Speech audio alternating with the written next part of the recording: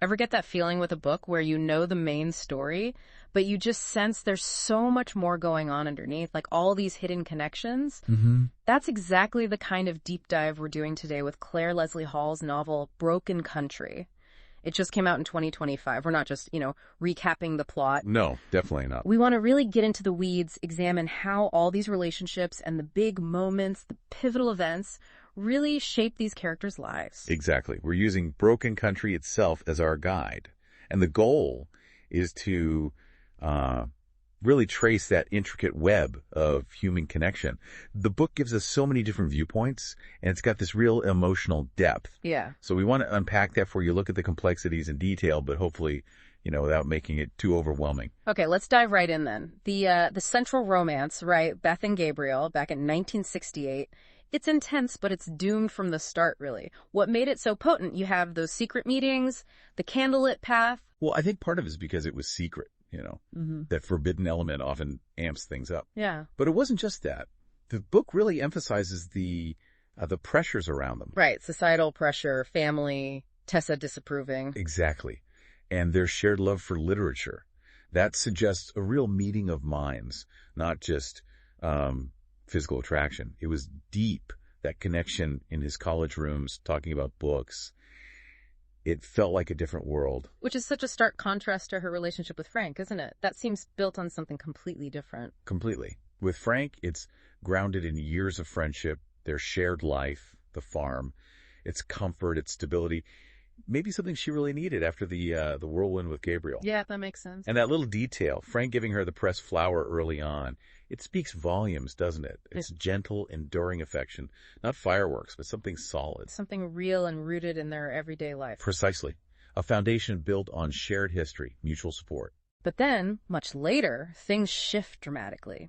Bobby dies, Frank is in prison, and suddenly Beth and Gabriel reconnect. In a library, of all places. Yeah, that resurgence is fascinating. It tells you so much about Beth's state then. She's absolutely devastated, right? Unimaginable grief. Her husband's gone. She's incredibly vulnerable. So Gabriel reappears, and he represents. Maybe a connection to a time before the tragedy. A different version of herself. Perhaps even just an escape. And the library setting is interesting, like you said.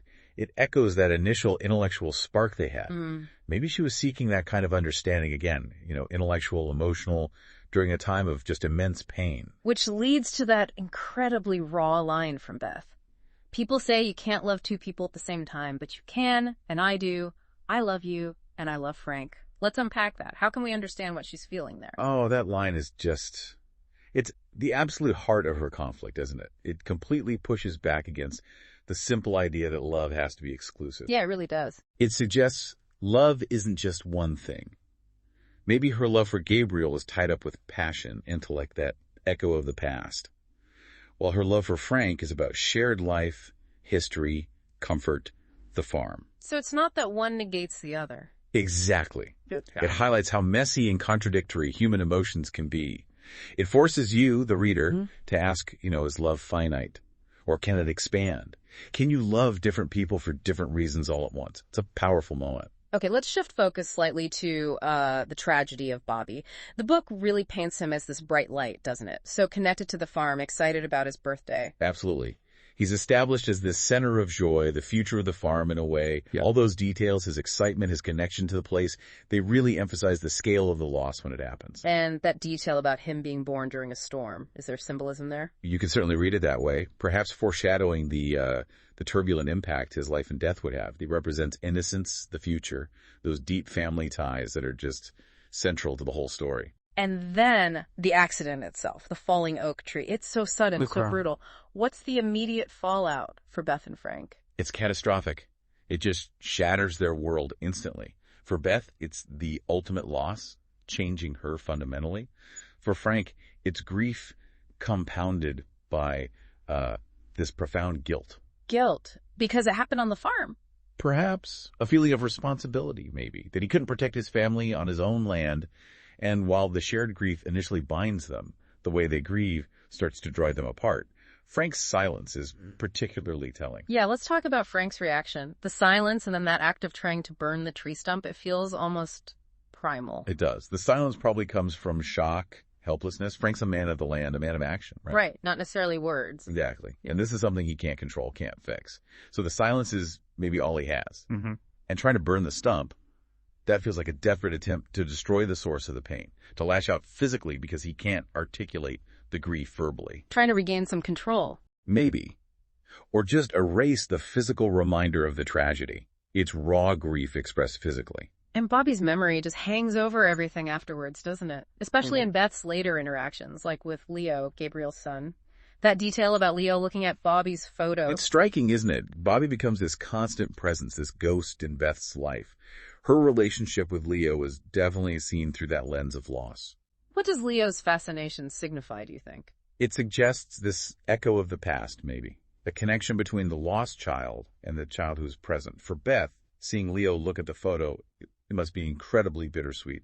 Perhaps a reminder, perhaps a subconscious search for connection through Gabriel's child. It really shows how the past doesn't just go away. No, it shapes everything. Let's talk more about Frank's character. He's so tied to the land, hardworking, very different from Gabriel in that way, not a reader of novels, as the book notes. That connection to the land is core to who Frank is. It's where he finds his meaning, his identity.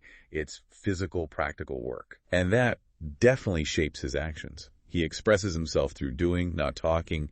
It's probably why Beth felt that stability with him initially, compared to the intellectual and maybe more volatile connection with Gabriel. And his bond with his brother, Jimmy, is also really important, even with Jimmy's drinking and volatility. Yeah, that relationship shows another side of Frank. Despite everything, Frank is deeply loyal to Jimmy.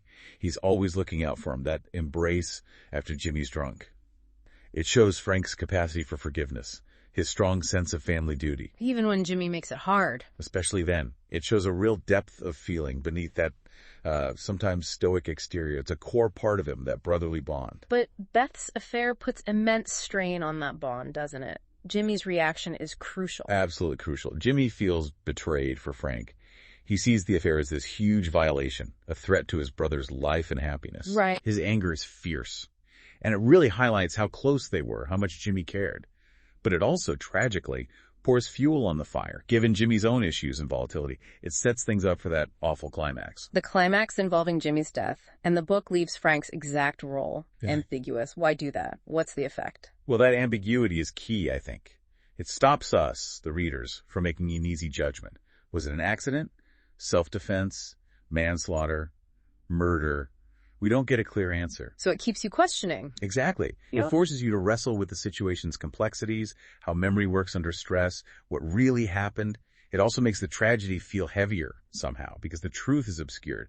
It fits with the themes of guilt and responsibility. Then comes the trial. Very tense scenes. Beth in the gallery trying to read the jury. Yeah, her perspective really drives home the tension, her total powerlessness in that moment. His fate is literally in the hands of these strangers he's trying to decipher. And the testimonies are critical. Gabriel talking about Jimmy's behavior. Nina supporting Frank. Right.